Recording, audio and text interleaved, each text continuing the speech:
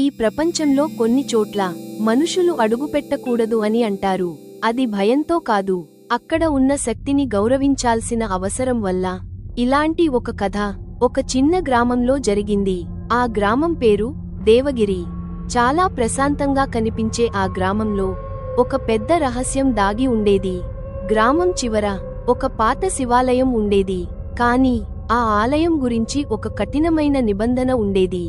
సూర్యాస్తమయం తర్వాత ఆ ఆలయానికి ఎవరూ వెళ్ళకూడదు, ఎందుకంటే అక్కడికి వెళ్లిన వాళ్ళు మళ్లీ తిరిగి రాలేదు. ఆ గ్రామానికి కొత్తగా ఒక యువకుడు వచ్చాడు. అతని పేరు అర్జున్. అతను సైన్స్ చదివినవాడు. మాయలు, దైవాలు, శాపాలు ఇవన్నీ నమ్మడు. ఇవి అన్నీ ప్రజల భయం మాత్రమే అని అనుకునేవాడు.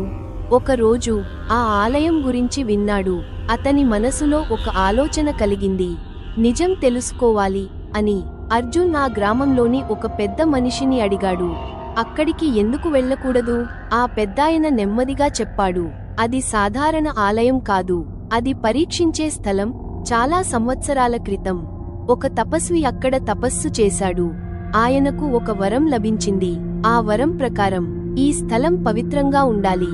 భక్తి లేకుండా వచ్చే వారిని ఈ స్థలం అంగీకరించదు.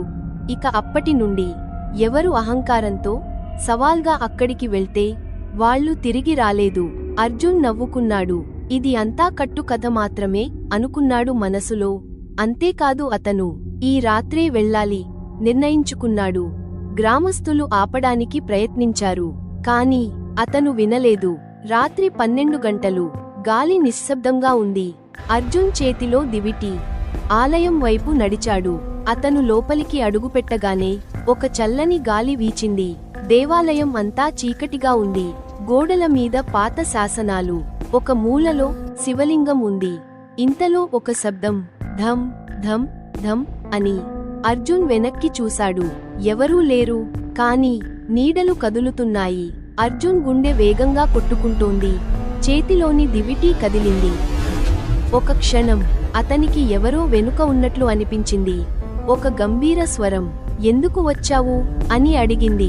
అర్జున్ దిగ్భ్రాంతి అయ్యాడు. అయితే ధైర్యవంతుడు అయినా అర్జున్ వెంటనే తేరుకొని, ఎవరు నువ్వు అని అడిగాడు. ఇప్పుడు ఆ కనిపించని అదృశ్య శక్తి మళ్ళీ, ఇది పవిత్ర స్థలం, నువ్వు సవాల్గా వచ్చావు, ఇది మంచిది కాదు నీకు అని. ఆ స్వరం తీవ్రత పెరిగింది. అయితే అర్జున్ ఏమాత్రం భయపడలేదు. ఇప్పుడు ఆ అదృశ్య స్వరం వైపు నుండి ఒక నీడ ఆకారం కనిపించింది. అది చాలా భయంకరంగా ఉంది. అంతవరకు భయపడకుండా ఉన్న అర్జున్ ఇప్పుడు పరుగెత్తడానికి ప్రయత్నించాడు, కాని అతని కాళ్ళు కదల్లేదు. అప్పుడు అతనికి గుర్తొచ్చింది, గ్రామ పెద్ద చెప్పిన మాట, భక్తి లేకపోతే ఈ స్థలం అంగీకరించదు అని. అర్జున్ కళ్లను మూసుకున్నాడు, చేతులు జోడించాడు. ఓం నమః శివాయ, ఓం నమః శివాయ అని జపించడం మొదలుపెట్టాడు. మొదట నెమ్మదిగా, తర్వాత గట్టిగా. ఆలయం అంతా ఆ మంత్రంతో మార్మోగింది. ఆ నీడ ఆగిపోయింది. చీకటి క్రమంగా వెలుగులోకి మారింది. ఇప్పుడు ఒక ప్రశాంత స్వరం వినిపించింది, భయం అనేది మనసులో ఉంటుంది, భక్తి దాన్ని జయిస్తుంది అని చెప్పి ఆ నీడ మాయమైంది. ఆలయం ప్రకాశించింది. అర్జున్ కళ్లను తెరిచాడు. అతను ఒక్కడే ఉన్నాడు. మరుసటి రోజు అర్జున్ గ్రామానికి తిరిగి వచ్చాడు. అతను మారిపోయాడు. ఇప్పుడు అతను చెప్పేది ఒక్కటే, ఆ ఆలయం భయంకరమైనది కాదు, మన అహంకారాన్ని పరీక్షించే స్థలం అని. ఈ కథ మనకి చెప్పే నీతి, జీవితంలో కూడా అహంకారంతో ముందుకెళ్తే భయం వెంటాడుతుంది, భక్తితో నడిస్తే మార్గం సులభమవుతుంది అని. ఈ కథ మీకు నచ్చితే లైక్ చేయండి, షేర్ చేయండి. ఇలాంటి మంచి కథల కోసం ఛానెల్ను సబ్స్క్రైబ్ చేయండి. ధన్యవాదాలు.